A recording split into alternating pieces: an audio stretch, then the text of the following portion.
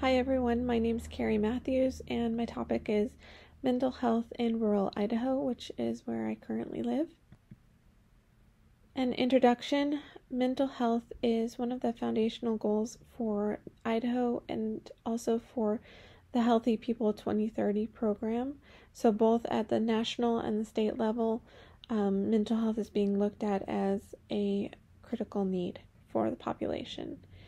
And when we look at the statistics, Idaho is pretty comparable to the national statistics in many aspects, but we're facing two big challenges. First of all, the suicide rates are actually 40% above the national average, so that's very telling and very important to note. And we also see that there is a youth mental health crisis, and it's being kind of talked about lately, especially since the pandemic. Both teens and educational professionals are really noticing an uptick. So many resources do exist in the state, but there's also a serious lack. For example, there's a lack of adequate mental health professionals, just based on the large distances between communities within Idaho. And there's also many barriers keeping individuals from getting help, which we'll talk about both of these in just a moment. So the current conditions of the county: I live in Twin Falls County, but it's also very closely related to Jerome County. There are two communities that are pretty close together. You can see the populations there are 90,000 and 11,500. There's also some other small communities in the close area as well. When we look at severe mental distress, there are rates of 14.1 and 14.9%. Versus the state average of 13.8 and the national of 15.1. Then deaths of despair, which is suicide, are at 48 and 32 per 100,000 people. This is in contrast to the state average of 44.8 and the national average of 43.3. And one thing that's interesting is that even though Jerome scored worse on many socioeconomic factors, when we looked at the mental health, it's actually pretty comparable between the two counties. So since the two counties are pretty comparable with state numbers as well, I'm going to use those statistics now. Idaho depression rates as of last year were 40% of the population having some depressive symptoms. Those may have been worsened by the pandemic, but either way, it's an extremely large amount. And 24.7 of those people did not receive the needed counseling they needed. General mental health conditions: there are 311,000 Idaho adults with mental health conditions of some sort, with 71,000 of those being severe. And youth: 26% of the youth population aged 12 to 17 suffer from depression, with 50% of those not getting any treatment.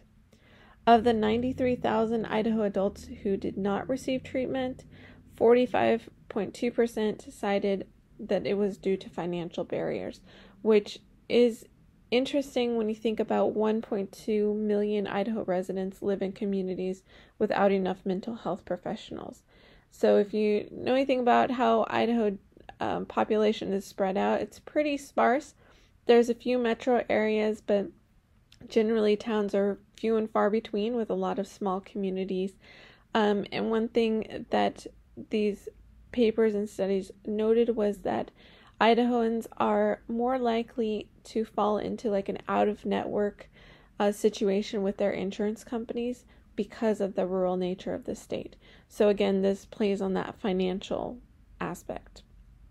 Another interesting demographic is that 70% plus of all age groups, so all age groups had different percentage rates, but they were all above 70%.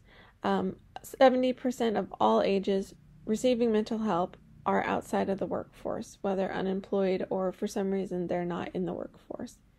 And then just noting, substance abuse rates are pretty comparable to national averages. So what are some contributing factors to mental health issues in rural states? First of all, rural states generally do have a higher prevalence of mental health issues. Some of the factors there are going to be social stigmas, because communities are so tight-knit. There's also a lot of harsh and remote terrain preventing access to getting help. A lot of people live remotely or at a large distance from a mental health professional. There's also a lack of mental health infrastructure, and Story, Kirkwood, Parker, and Weller, who noted these points. They also noted a culture of self-reliance and independence in rural populations, which might play into the fact that people don't want to ask for help because they feel more self-reliant. So that might be an added barrier.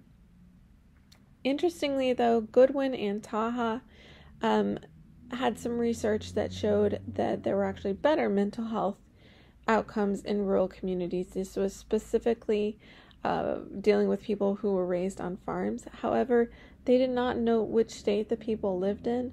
So I think that this is an important factor because there are indeed many benefits to rural life, but depending on what state you're living in, you may have a different experience with that rural life.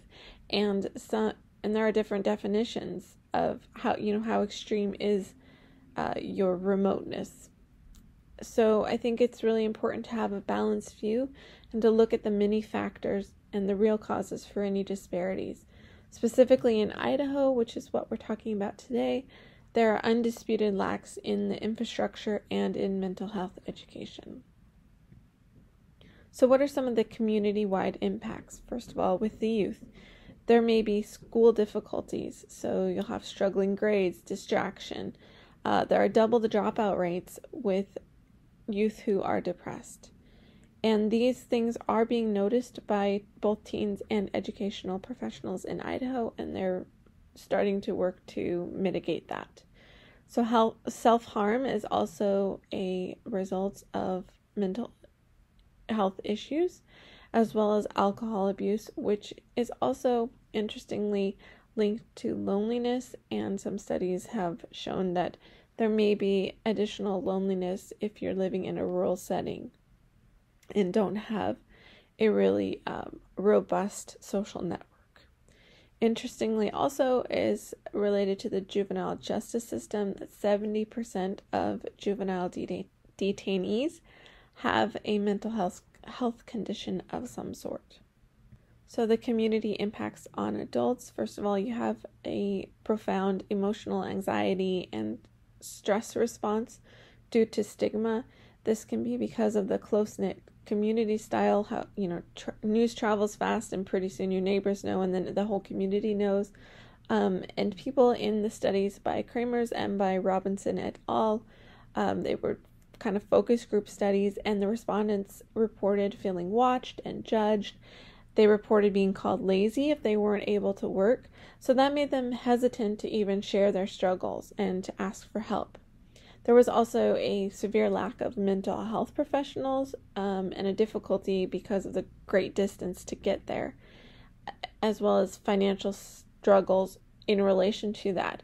So just imagine you've got a long 2-3 hour round trip drive to get to your appointment, and you've just got this short appointment, but you basically have to take off your entire day of work.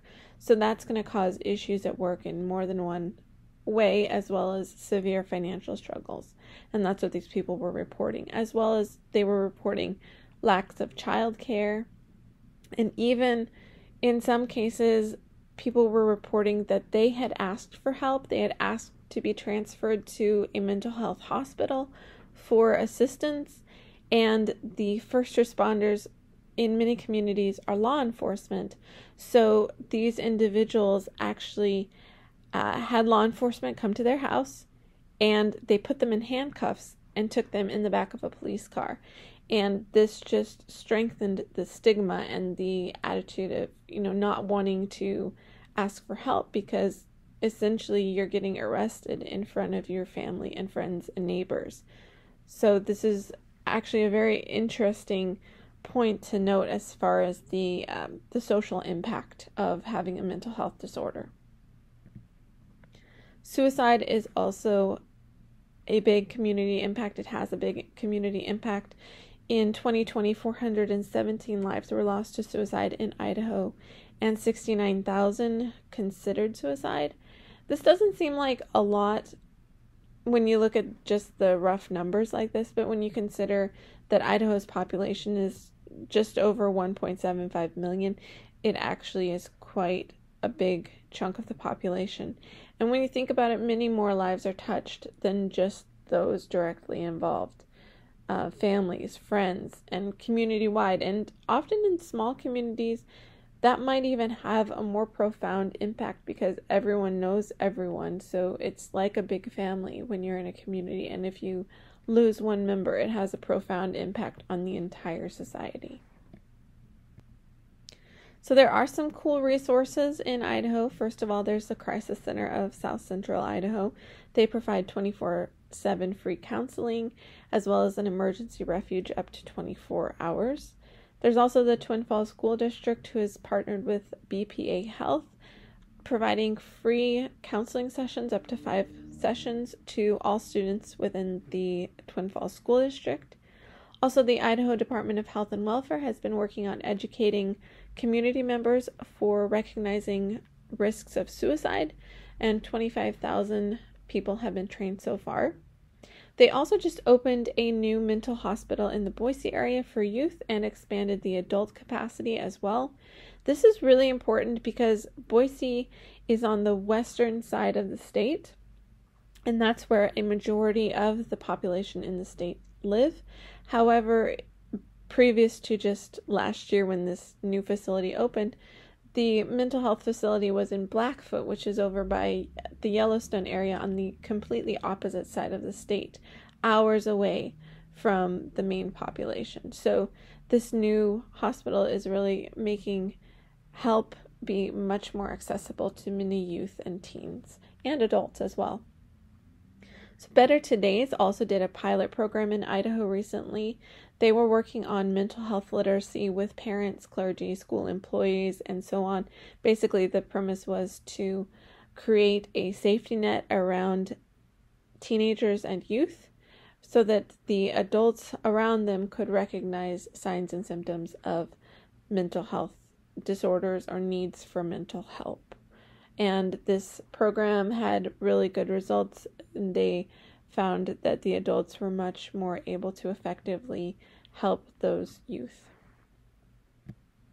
So some future improvements, what would I suggest or what could be done? So definitely we need to improve mental health literacy. We need to fight the stigma and to build community understanding. And one phrase that was coined in some of these studies was mental health first aid, which is basically that everyone in the community is able to recognize when there's a need for mental health assistance and that they're able to provide the first steps, such as referral or just being there for friends and family. So there also needs to be training of law enforcement. If they're going to be first responders, then they need to also be trained to correctly handle mental health issues. And there's also the option of being sent out in crisis units with mental health professionals in a team setting. This may not always be possible in an extremely rural situation, so therefore the training would be really necessary. There also are some really interesting lifestyle factors that could help in prevention, such as exercise, sleep, good diet, and having a healthy social network. These have all been shown to have a good effect on mental health. And one study by Dunn also showed that exercise may be as effective as treatments such as cognitive behavioral therapy or antidepressants for mild depression. So I think that this is a really important area for community health workers as well, because this is something that we can actively do. We can do preventative programs like this. There's also a really promising technique of telemental health, which is basically telehealth for mental health professionals. It's basically doing mental health counseling via the phone or a video call. And this is really good for remote locations where people would otherwise have to travel, hours to get to an appointment. The problem here is that there might be some challenges with Medicare coverage as well as access for elderly and disabled individuals who might not have the technical capacity or tools to use the telehealth. So there might be some room for training there as well. And then we need to do more programs for the youth and children.